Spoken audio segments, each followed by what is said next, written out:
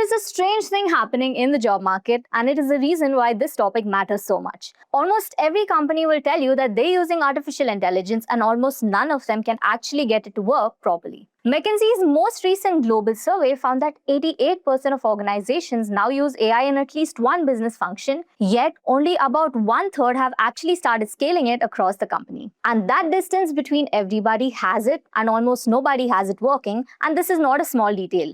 It's a job description. And the market has noticed this because LinkedIn's job on the Rise list for 2026 placed AI engineer as the single fastest growing role, both in the US and in India. So let's be very clear about what this role actually is, because the name confuses people.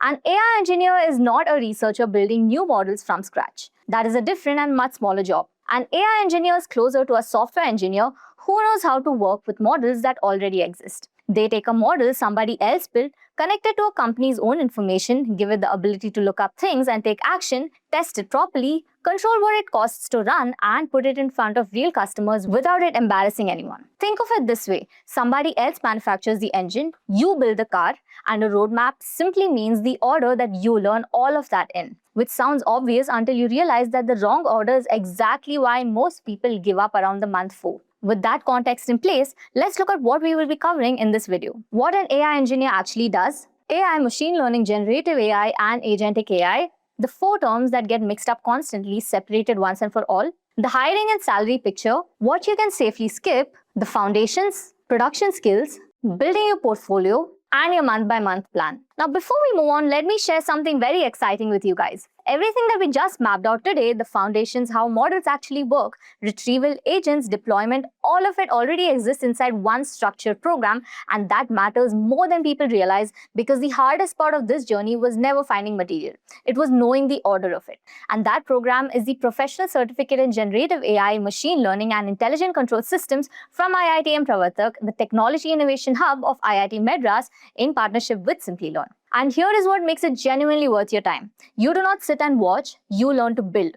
There are more than just 18 hands-on industry projects, including 3 capstones, and these are not just toy exercises. You build an AI-powered HR assistant that searches company documents and answers only from them, which is exactly the kind of system that we discussed today. You build a complete deployment pipeline with monitoring, and which is the production skill that most self-taught candidates never get to prove. And you work across more than 25 industry tools, including Python, LangChain, Chroma, FastAPI, Docker, MLflow, Hugging Face, TensorFlow, and PyTorch. And there is a live workshop series and agentic AI covering current tools like Claude and OpenClaw. So you're learning what the teams are actually using right now rather than what was relevant 2 years ago. Now, beyond the technical side, your classes are live and taught by working industry practitioners with academic masterclasses from IIT Pravatak faculty, plus a 2-day campus immersion at IIT Madras Research Park. You finish with a completion certificate from IIT Pravatak Technologies Foundation and Simplilearn, along with a Microsoft course completion certificate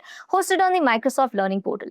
And Simplilearn's Job Assist Plus handles the part everyone underestimates, which is resume building, profile optimization, mock interviews, and getting your name in front of the right companies. So whether you're a fresher trying to break in, an IT professional watching your daily work change under your feet, or someone from a completely different field who has decided this is the direction, this program meets you exactly where you are and takes you to be job ready. The link is in the description, so do go through the syllabus at least once. So before we wrap up, here is a quick quiz question for you to check if the main idea stays with you. In 2026, what does an AI engineer mainly spend their time doing? Is it A, training new models from scratch, B, building products using existing models, C, writing research papers, or is it D, designing computer hardware? Think about it for a second and let us know your answers in the comments below.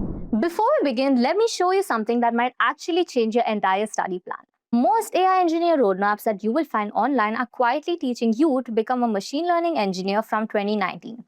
They start with mathematics, then neural networks, and then months of model training. Now look at what companies are actually hiring for this year. They want people who can connect a language model to company data, make it fetch information on its own, test it for mistakes, and put its safety in front of real customers. Almost none of that involves building a model from scratch. So if your plan is built around deriving equations by hand, you're preparing very hard for a job that very few people are hired to do. So over this session, we will walk you through the roadmap that matches what is actually written in your job descriptions today. And by the end, you will have watched a complete working system getting built. Now let us start by clearing up what this job really is. Picture a customer support team at an online store. Every day, they answer the same 40 questions about returns, refunds, and delivery. Picture a customer support team at an online store. Every day, they answer the same 40 questions about returns, refunds, and delivery. An AI engineer is the person who takes the company handbook, connects it to a language model, and turns that into an assistant that answers correctly. Notice what that person did not do. They did not invent a new model, and they did not train anything. They took an existing model, gave it the right information, wrapped it in a working software, and made it reliable enough to trust.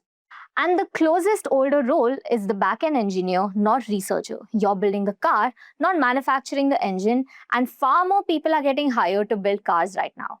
Now, because 3 or 4 job titles get used interchangeably in this space, let us separate them properly before we go further. Learning these 3 words get used as if they mean the same thing, but that confusion alone stops many beginners from starting. So think of them as 3 circles sitting inside each other. Artificial intelligence is the biggest circle, and it simply means any system that performs tasks that we associate with human thinking. Machine learning sits inside that, and it means systems that learn patterns from examples instead of following rules a programmer wrote. Deep learning sits inside machine learning, and it uses layered networks to learn far more complicated patterns, which is what makes image recognition and language understanding possible. And here is a part that matters for your career. A machine learning engineer spends their time creating and training these models. An AI engineer spends their time using the models that already exist and build products around them. Both are good careers. They are simply different jobs with different daily work, and most hiring right now is happening on the second side. 2 more terms appear in almost every job post, so let us clear those as well. Generative AI and Agentic AI. Explained simply, generative AI is the part that most people have already used. You type a question and the system produces new text, an image, or a code instead of just picking an answer from the list. Agentic AI is the step after that, and it is where the industry is heading. An agent is a system that can decide on its own that it needs to look something up, send an email, or check a database before answering you. So think of generative AI as a very well-read person sitting in a room with no phone, and agentic AI is the same person given a phone, a calendar, and permission to make calls. Now here is a number worth remembering. Stanford's AI Index for 2026 found that while 88% of organizations now use AI in at least one business function, actual agent deployment is still in the single digits across most functions. And that gap between interest and working systems is exactly where the jobs are. Which brings us to the question everyone actually wants answered: the hiring reality behind the AI engineer type. Now let us look at whether these jobs genuinely exist, because you should not be spending 8 months on a promise. So LinkedIn's job on the rise list for 2026 placed AI engineer as the single fastest growing role in the United States and the fastest growing role in Bengaluru as well. Entry-level hiring in India rose 100% between 2023 and 2025, with generative AI engineer named among the fastest growing roles for fresh graduates. But here is the more useful signal. In the same research, around 74% of recruiters in India said that it has become harder to find qualified candidates over the past year. So the demand is real and the supply is thin, and the combination is the best possible time to enter a field. Now let's talk about what that translates into on a salary slip. Numbers are only useful when you understand what they're measuring, so let's read them carefully. Currently places the average AI engineer salary in India at around 11 lakh rupees per year, with a typical range ranging from roughly 6.5 lakhs at the 25th percentile to 17 lakhs at 75th percentile, and top reported earners at around 27 lakhs. In Bengaluru specifically, that average rises to about 12.5 lakhs. Now here is what those numbers do not show you. That spread is not random. The lower end is mostly people who can call an API and build a demo. The upper end is the people who can put a system into production, control what it costs to run, and prove that it's accurate. Everything that we cover here is designed to move you toward the second group. Now before we start learning anything, let's decide what you are allowed to ignore. This may be one of the most valuable few minutes of this session, because beginners rarely fail from lack of material. They fail from drowning in it. First, you don't need to be deriving backpropagation by hand. Understanding what training does is enough. Second, you don't need to know how to train a large language model from scratch. It costs millions and no employer will ask you to. Third, you do not need a deep mathematics course before you write your first line of code. Basic statistics and a feel for how vectors work will carry you a long way. Fourth, you do not need to learn 5 different frameworks. One is enough, and the depth beats breadth every single time in an interview. And fifth, you do not need a computer science degree, though you absolutely do need proof that you can build. Now, skipping these correctly can help you save 4 to 6 months. Now, let's look at the mistake that quietly wastes those months instead. So 6 months here is a pattern, and I want you to recognize all these because almost everyone falls into it. Someone decides to learn AI, opens a video, finishes it, opens another, and finishes that, and then 6 months later, they have watched 60 hours of content and build nothing. They can explain what a transformer is, but they cannot show a single working thing. And this happens because watching feels like a progress, but building feels like a failure, since building involves errors, and errors feel like proof that you are not smart enough. Now, the truth is the opposite. Errors are the entire curriculum. The engineers who get hired are simply the ones who stayed with the error messages for 20 more minutes. So here is a rule for everything that follows. For every hour that you spend learning a concept, spend 2 hours making something small that uses it, even if it's ugly and if it even barely works. With that mindset in place, let's begin with the actual roadmap. Now, for the first phase, it's the foundation that you cannot skip. Now, every good AI system is a first good piece of software, and this is the part that people rush past because it feels unrelated to AI. It is not. So when a company interviews you, the AI portion may take 15 minutes, and the rest of it is just checking whether you can write clean code, work with data, and ship something without breaking it. Phase 1 is roughly your first 8 to 10 weeks, and it contains 4 things. Python, working with APIs, version control, and one cloud platform. And that is the entire list. Notice what is missing: no model architectures, no advanced mathematics. Those come later or not at all, depending on the role that you want. Think of the phase as learning to dive between choosing which car to buy. It's unglamorous and it is short, and skipping it is the single most common reason that people stall out in month 4. Now let's take these one at a time, starting with the language everything runs on. Python is a language on this field, but the amount you need is much smaller than most courses suggest. You need variables, lists, dictionaries, loops, and conditions. You need functions, and you need to be comfortable with writing on your own. You need to read and write files. You need to handle errors gracefully instead of letting your program crash. And you need to install and use libraries other people wrote. And this is genuinely most of it for the first 6 months. You don't need to be a competitive programmer, and you do not need to memorize 100 algorithms. What you actually need is fluency, meaning that you need to write 40 lines without looking everything up. Now, a useful test is this. Can you write a small program that reads a file, cleans the data inside it, and saves the result? If yes, then you're ready to move forward. Which brings up a skill almost no roadmap mentions, but every job requires. Now, here is something that surprises people. A large part of AI engineering is not AI at all. It's one program talking to another program. So every time your application asks a model a question, checks a customer order, or sends a notification, it's making an API call. An API is simply an agreed way for two systems to exchange information, like a waiter carrying a specific order between you and a kitchen that you will never see. Now, you need to understand 3 things about them: how to send a request with the right information attached, how to read responses that comes back, and how to keep your access key private so nobody runs up your bill. Companies like Swiggy, Razorpay, and every banking app that you use are almost built entirely on this pattern. Now, once you're comfortable here, connecting to a language model feels like just another API call, which is exactly what it is. Now, 2 more foundations remain, and both are short: version control and one cloud platform. Now, these 2 get skipped constantly and both show up in interviews. Version control, which in practice means Git and GitHub, is how teams work on the same code without destroying each other's work. Now, it also happens to be where recruiters go to see whether you actually build these things, so your GitHub profile quietly becomes one half of your resume. So you need only the basics here, which is saving your work, describing what changed, and putting it online. Then there is cloud, meaning Amazon Web Services, Microsoft Azure, or Google Cloud. Pick one and only one. Learn how to put a small application online and how to store a file, and that is enough to begin with. Now, the reason why this matters is simple. Something running on your laptop is a project, and something running on the internet that another person can open is a product, and companies pay for products. So now that the foundation is in place, we will move into the part that is genuinely about AI. How a large language model thinks. Now, here is a useful way to picture what a language model does. It has read an enormous amount of text, and from that, it has learned which words tend to follow which other words and in which situations. Now, when you ask it something, it is producing the most plausible continuation, one piece at a time. And that single sentence explains almost every strange behavior that you have seen. It explains why answers sound confident because plausible texts sound confident.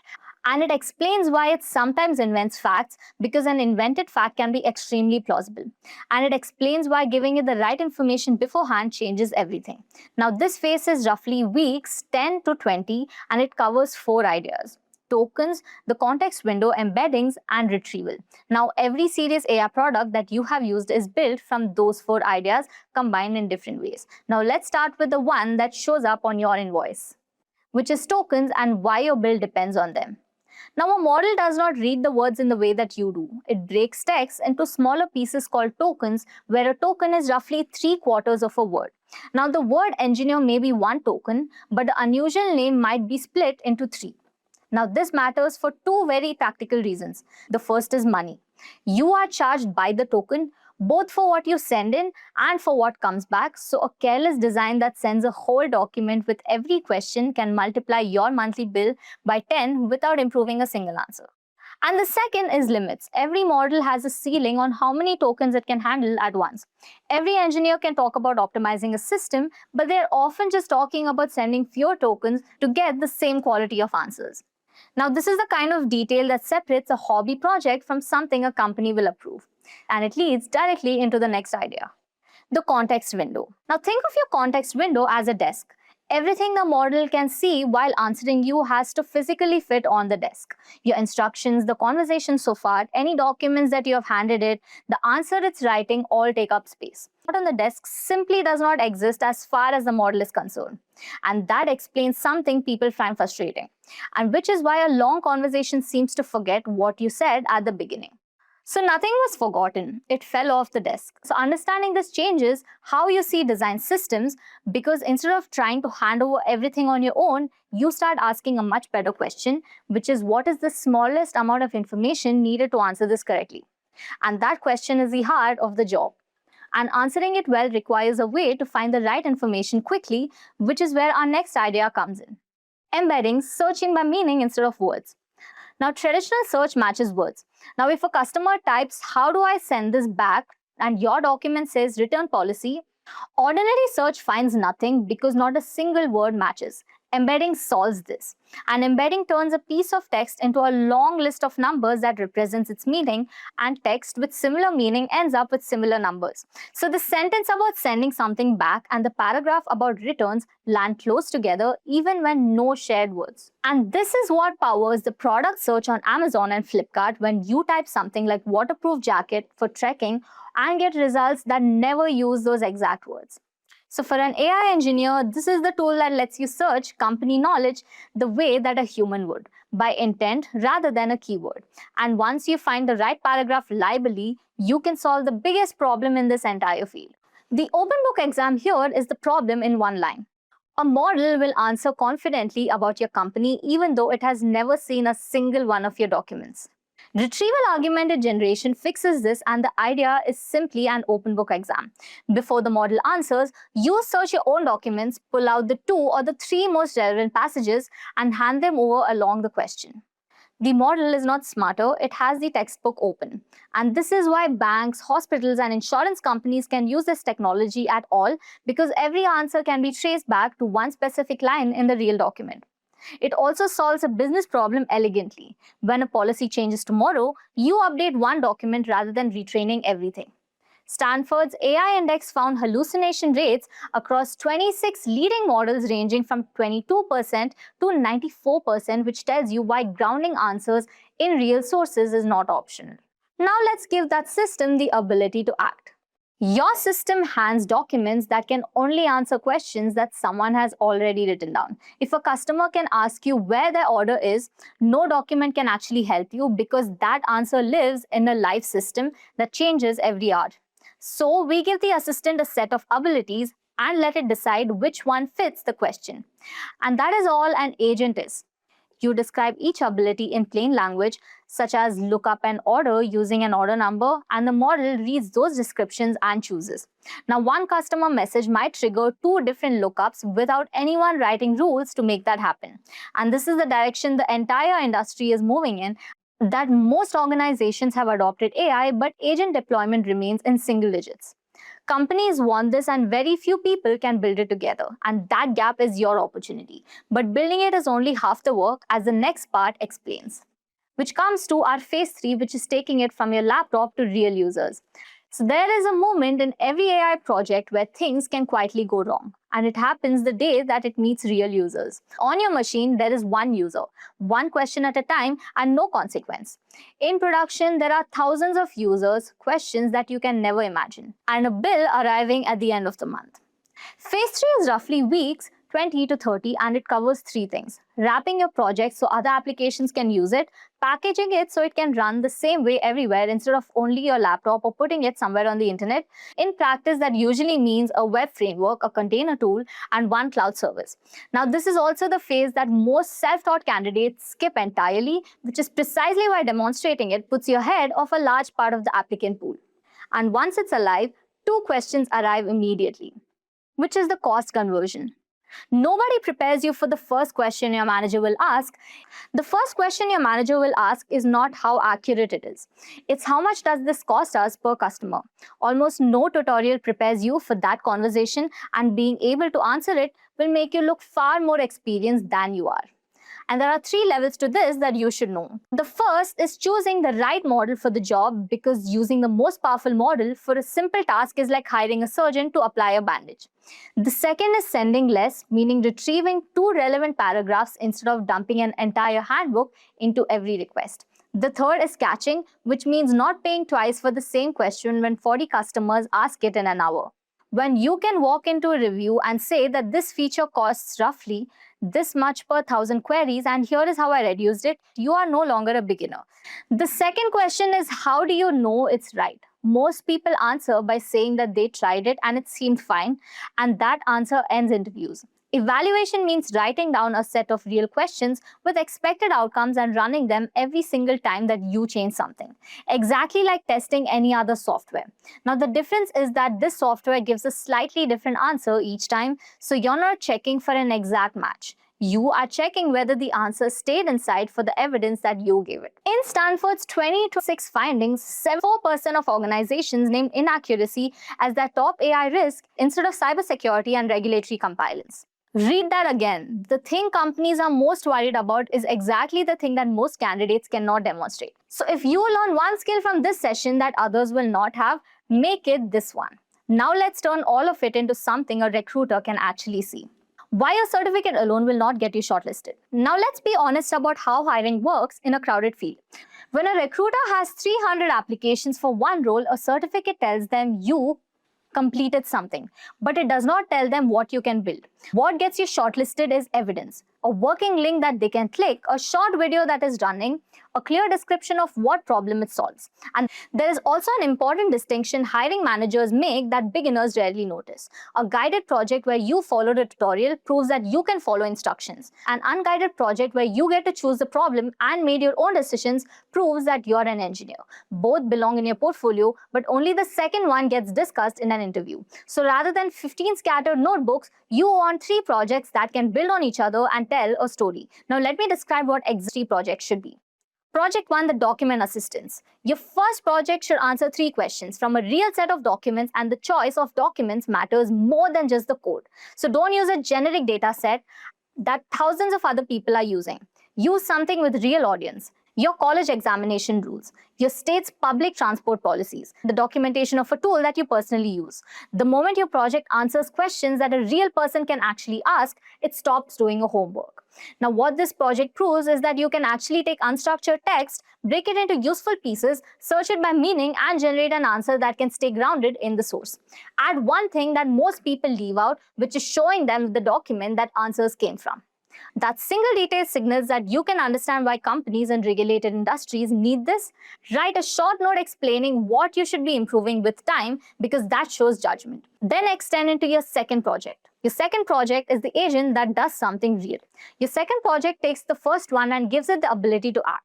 So instead of it only answering from documents, it should be able to look something up, calculate something, or check a live source before responding. Now keep the task genuinely small and genuinely useful. An assistant that reads your college timetable and answers scheduling questions. A helper that can check a public transport API and a set of travel rules together. A tool that can read a spreadsheet of expenses and answers questions about it. What this proves is more advanced than it looks. It shows you that you can describe abilities clearly enough for a model to choose correctly, handle the case where it chooses wrong, and when to combine live information with written knowledge in one answer. So in your description, include one example where it picked the wrong tool and explain how you fixed it. Interviewers remember that. Your third project completes the picture. You can ship the third project. The third project is not about adding features, it's the one about doing everything properly.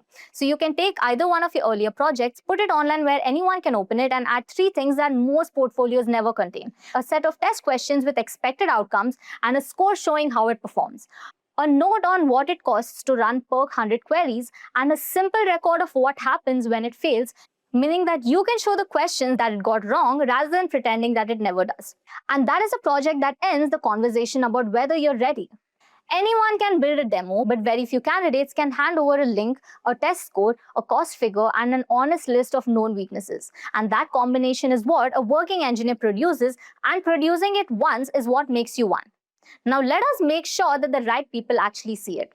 So how do you turn projects into a resume? Turning projects into a resume and a LinkedIn profile building it is half the work, and that is where many strong candidates lose. Your resume should describe outcomes, not activities. So instead of writing that you worked on a chatbot using Python, write what you built in an assistant answering questions from a set of documents, tested against a set of real questions with a measurable accuracy figure and a stated cost of query. On LinkedIn, do something most people never do, which is write a short post for each project explaining the problem, one thing that went wrong, and how do you solve it. That single habit does more for you than just another certificate because it shows thinking rather than completion. Remember the earlier finding that 74% of Indian recruiters are struggling to find qualified candidates? They are looking for you, and your job is simply to be findable and to be obviously capable. Now let's put the entire journey into a single timeline. So your plan for month 1 to 3. Here is a whole roadmap arranged by time, assuming 2 to 3 focused hours per day. Weeks 1 to 4 are Python and nothing else. Write a small program daily and finish the week with something that reads a file and produces a result. Week 5 to 8 are APIs, version control, and one cloud platform. And by the end of week 8, you should have made your first call to a large language model and put every simple page online. Weeks 9 to 12 are the core ideas, meaning tokens, context windows, and embeddings. Learn them by using them rather than reading about them. Now, the goal for month 3 is one working thing, however small, that searches your own documents and answers a question from them. Notice what has not appeared yet: no deep learning, no advanced mathematics, and that is deliberate. You are building the ability to ship before adding depth. Months 4 to 6 change the pace. So here's your plan for months 4 to 6, and this is where your roadmap stops being a study plan and becomes an engineering practice. Weeks 13 to 18 are your first serious projects, and the document assistant taken all the way to something you would show a stranger. Weeks 19 to 24 are agents and tool calling, extending this topic until it can act on its own. Somewhere in here, you will hit a week when nothing works and everything that you consider will stop. And that is not a sign for you to choose the wrong field. It's simply the week where actual learning happens. 2 habits will carry you through it. First, keep a short daily record of what broke and what fixed it, because that document becomes your interview preparation later. Second, publish something imperfect every 2 weeks rather than waiting for perfect, because feedback breeds polish at this stage. The final stretch turns all of this into offers. Now, this is where your third project takes shape with tests, a score, and an honest limitation document. Weeks 30 to 34 are the job hunt itself. You should be treating it as a project with the same discipline. Rewrite your resume around outcomes, publish your 3 projects with clear descriptions, post consistently about what you built, and practice explaining one project out loud in under 2 minutes, because that explanation is what an interview actually tests. And apply before you feel ready, because the feeling of being ready usually arrives about 3 months after you actually are. Now let's close by putting the whole thing into one picture. The AI engineer of 2026 is not a researcher. They are builders who can understand models well enough to understand and use them properly. And understanding software well enough will make you reliable. Everything that we covered follows one idea. Build the foundation, understand how models behave, ground them in real information, give them the ability to act, and make the result affordable, testable, and live. Stanford's data shows that 88% of organizations have already adopted AI in some form, while very few have systems running properly in production. And that distance between adopted and working right now is where careers are being built. So start with week 1, keep the plan visible, and build something small this week rather than planning something large all year. And if this was useful, do subscribe for more, and the link is in the description. And that brings us to the end of this session. If there is one thing worth carrying forward, it's this. You don't need to build the engine to be valuable in this field. You need to build the car, make it more reliable, and prove that it works. Start with week 1, keep the plan somewhere that you can see, and build something small this week instead of planning something big all year. Now, the ones getting hired right now are not the ones watching the most videos. They are the ones who have a link that they can send. So now, if you found this useful, do subscribe to Simplilearn to check out for more insights, and do check out our related videos.